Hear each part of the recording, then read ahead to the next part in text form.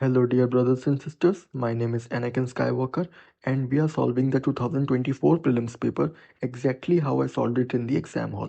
So let us get started. Question number 36. Okay, नीचे से पढ़ते हैं. Preparation of industrial lubricants. Okay, lubricants.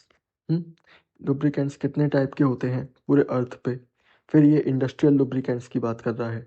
उसमें भी प्रिपरेशन करने की, अगर इंडस्ट्रियल लुब्रिकेंट्स प्रिपेयर करने में थोड़ा सा भी हाइड्रोजन लग जाए तो वो स्टेटमेंट सही हो जाएगा. इसका मतलब हम इसे सही मानेंगे. हमें नहीं पता, और वैसे भी ये क्वेश्चन हाइड्रोजेल के बारे में हमने नहीं सुना, मुझे तो नहीं पता था. तो मुझे ऐसा लगा कि ये क्वेश्चन नॉलेज से नहीं होने वाला, ये लॉजिक से ही होगा. तो मोबाइल एयर कंडीशनिंग सिस्टम, अब एयर कंडीशनिंग सिस्टम है ये, उसमें और हाइड्रोजेल है. हाँ, लॉजिकल लग रहा है, हाइड्रोजेल जो कूलनेस प्रोवाइड करने के लिए कुछ होता होगा. तो हाँ, हमें नहीं पता एग्जैक्टली, पर ये पॉसिबल लग रहा है. कंट्रोल ड्रग डिलीवरी इन पेशेंट्स. ठीक है, ड्रग डिलीवरी एक इमर्जिंग फील्ड है जिसमें कहीं भी अगर आज यूज़ नहीं हो रहा तो अगले 6 महीने बाद यूज़ होने लगेगा. तो फिर एग्जामिनर ऐसे स्टेटमेंट्स तो बनाता नहीं है जो कि अगले 1 साल में चेंज हो जाए, क्योंकि आंसर की तो 1 साल बाद आती है. तो इसी वजह से मैंने ये रिस्क लिया कि मैं इसको ऑल द अबव कर दूं, क्योंकि इसमें कोई भी ऐसा ऑप्शन नहीं है जो कि बहुत नैरो स्पेसिफिक बात कर रहा हो और बिल्कुल पॉजिटिव स्टेटमेंट है और बहुत वाइड स्टेटमेंट्स हैं. तो मैंने इसको डी मार्क किया, और क्योंकि ये नॉलेज से नहीं होने वाला था तो लॉजिक यही कहता है. ठीक है, तो नेक्स्ट क्वेश्चन पे आते हैं. Which one of the following is the exhaust pipe emission from fuel cell electric vehicles powered by hydrogen? अब देखो, ये मुझे आता था. कैसे आता था? क्योंकि 2015 में प्रीलिम्स में ये क्वेश्चन आ चुका है. देखो ये रहा, यह है 2015 का यूपीएससी सीएससी प्रीलिम्स पेपर, जिसमें लिखा हुआ है पहला statement, if pure hydrogen is used as a fuel, the fuel cell emits heat and water as by products. Water as by products. If hydrogen is used, water is by product. Question क्या है? Which one of the following is the exhaust pipe emission from fuel cell electric vehicles powered by hydrogen? तो वो ये पूछ रहे हैं hydrogen powered vehicles में क्या एग्जॉस्ट निकलता है. तो वाटर वेपर पीवाईक्यू में पढ़ा हुआ है, तो सिंपल आ जाना चाहिए था. इसलिए पीवाईक्यूज इंपॉर्टेंट है, क्योंकि पीवाईक्यू से डायरेक्ट क्वेश्चन आ रहे हैं.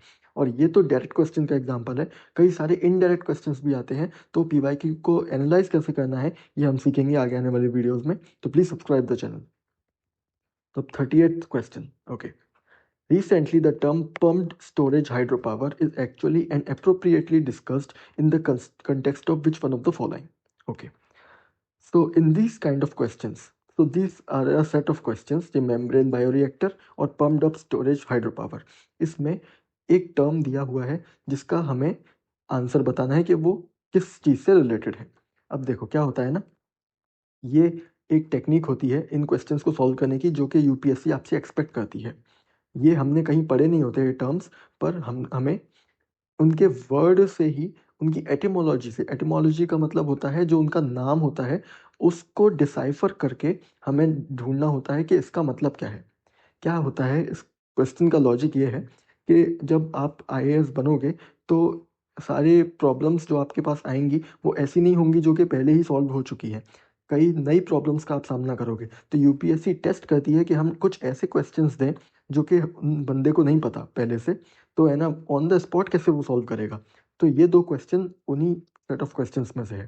तो pumped up storage hydro power, अब देखते हैं, नीचे से पढ़ेंगे. पम्प्ड स्टोरेज हाइड्रो पावर की बात हो रही है. Rain water harvesting system. ठीक है, रेन वाटर क्या होता है? ये पानी स्टोर करना है. यहाँ पावर की बात हो रही है, हाइड्रो पावर की बात तो है, पर मेन इसमें रोल है पावर का, जो कि हाइड्रोजन ऑक्साइड मतलब पानी से बनाई जाती है, H2O से बनाई जाती है. ठीक है, अब देखो सेकंड है लॉन्ग ड्यूरेशन एनर्जी स्टोरेज. यहाँ एनर्जी की बात हो रही है, यहाँ भी पावर की बात हो रही है, तो ठीक है, हो सकता है. यहाँ स्टोरेज की बात हो रही है, यहाँ भी स्टोरेज की बात हो रही है, हो सकता है. और फिर उसके बाद भी lift irrigation of cereal crops. अब देखो इसमें एक चीज समझो, लिफ्ट इरिगेशन अकेला भी तो लिखा जा सकता था. उन्होंने स्पेशली इसको नैरो डाउन करने की जरूरत क्या पड़ी? सीरियल क्रॉप्स ही क्यों? हाँ, क्यों हॉर्टिकल्चर में यूज नहीं हो सकता? सिर्फ सीरियल क्रॉप्स का ही क्यों लिखा हुआ है? क्या ये किसी ऐसे क्रॉप में यूज नहीं हो सकता जो कि ऑयल सीड है? अगर सीरियल क्रॉप्स में यूज हो जाएगा तो ऑयल सीड में भी हो जाएगा, किसी भी तरीके के पौधे में हो जाएगा, लिफ्ट इरिगेशन है. ऐसे क्वेश्चंस जब होते हैं, जब ऐसे स्टेटमेंट्स आते हैं जिसमें एग्जामिनर ज़बरदस्ती किसी ऑप्शन को नैरो डाउन कर रहा है। हमने अभी पढ़ा था ना, जितना वाइड स्टेटमेंट उतना ही ज़्यादा पॉसिबिलिटी है कि वो सही आंसर होगा। बिल्कुल उसी तरीके से जितना नैरो स्टेटमेंट उतना ही उसके गलत होने की चांसेस ज़्यादा होती है। इसके पीछे लॉजिक क्या है? क्योंकि एग्जामिनर नैरो डाउन इसलिए करता है क्योंकि उसको गलत प्रूफ करने में आसानी हो। अगर वाइड स्टेटमेंट है तो वो इतने एम्बिट कवर करेगा कि एग्जामिनर हर एक एम्बिट में कैसे प्रूफ कर पाएगा कि ये हर एम्बिट में गलत है। तो इसलिए एग्जामिनर उसको नैरो डाउन करता है। तो उसने आर्टिफिशियली नैरो डाउन कर रखा है, तो हमें क्लियरली दिखाई देगी कि ये स्टेटमेंट गलत है। इसको तो आप हटा दो। तीसरा, चौथा देखते हैं, irrigation of terraced crop fields. ठीक है, यहाँ भी इरिगेशन की बात हो रही है। मेन टॉपिक है इस क्वेश्चन में पावर का। ठीक है ना, ये पावर वाली बात है। ये वाला ऑप्शन रेन वाटर पे बात कर रहा है, वाटर स्टोरेज पे। ये वाला एनर्जी पे बात कर रहा है। ये वाला वाटर पे बात कर रहा है। ये वाला वाटर पे बात कर रहा है। क्लियरली ये तीनों ही ऑड वन आउट में बाहर हो जाएंगे और ये बचेगा सिर्फ। ठीक है ना, क्योंकि ये तीनों वाटर की बात कर रहे हैं, ये एनर्जी की बात कर रहा है, इसमें एनर्जी और स्टोरेज दोनों है। यहाँ पर स्टोरेज और एनर्जी दोनों है। तो मैंने ये इस तरीके से क्लिक किया। अब ये स्किल इतनी आसानी से नहीं आती, पर इसका एक तरीका है। ये मैं आपको ये नहीं सिखाऊंगा कि ये ट्रिक है। एक्चुअली ये ट्रिक को इम्प्लीमेंट करने के लिए एग्जाम हॉल में आपको स्किल अक्वायर करनी होगी। ऐसे ही नहीं होगा। उस स्किल को कहते हैं क्या? वर्ड ब्रेकडाउन या फिर एटमोलॉजी एनालिसिस। यानी हम वर्ड का यूज़ करके उसका मीनिंग निकाल लें। तो ये मैं इस तरीके के एक वीडियो बनाऊंगा जिसमें इस तरीके के प्रीवियस ईयर्स में 10 ईयर्स में जितने भी क्वेश्चन पूछे गए हैं हम उनको सीखेंगे और उनकी प्रैक्टिस करेंगे कि किस तरीके से हम हर क्वेश्चन का वर्ड ब्रेकडाउन करके हम उसका यूज़ कर सकते हैं। ठीक है, और आंसर निकालने में। तो हम जो इसके स्पेसिफिक क्वेश्चंस होंगे वो उस वीडियो में करेंगे। अब नेक्स्ट क्वेश्चन पे आते हैं। यहाँ देखो, इसमें लिखा हुआ है क्या? Membrane bioreactor. मेम्ब्रेन और बायोरिएक्टर। ठीक है, रिएक्टर का मतलब क्या होता है? रिएक्टर का मतलब है जो कोई दो चीज़ों के साथ रिएक्शन करवा के कुछ आउटपुट देगा। ठीक है, बायोरिएक्टर क्या है कि बायोलॉजी से रिलेटेड, लाइफ से रिलेटेड, बायो का मतलब होता है लाइफ, तो लाइफ से रिलेटेड कोई रिएक्शन हो रहा होगा। ठीक है, चलो देखते हैं। फिर मेम्ब्रेन। मेम्ब्रेन का मतलब होता है एक लेयर होती है।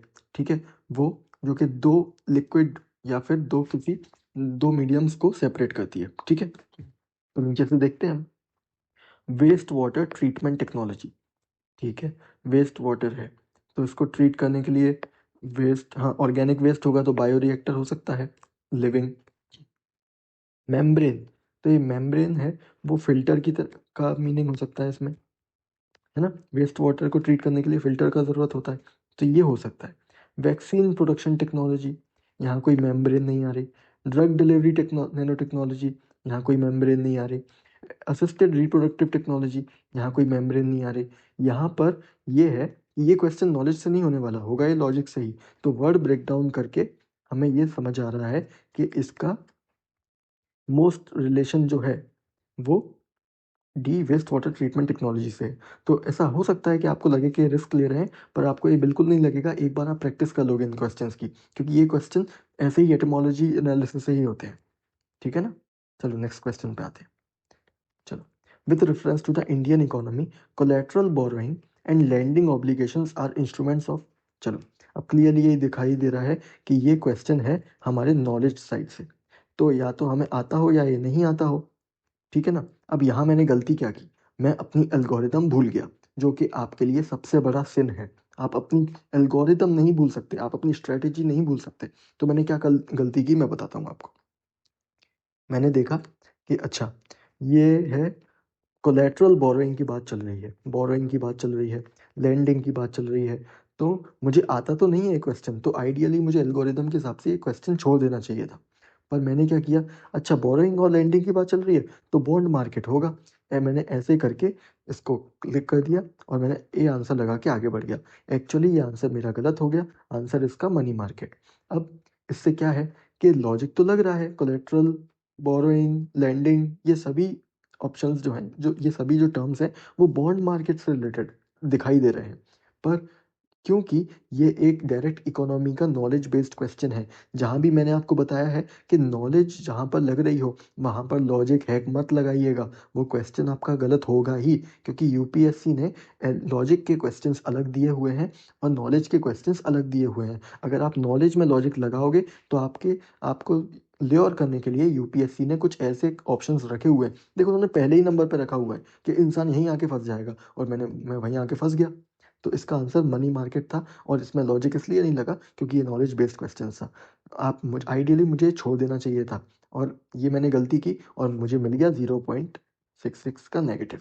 ठीक है, आपको ये गलती नहीं करनी है। अगर कोई क्वेश्चन ऐसा आए जो कि नॉलेज से होने वाला हो, बेसिक बुक्स में दिया हुआ हो, आपको नहीं आता, आपको छोड़ना है।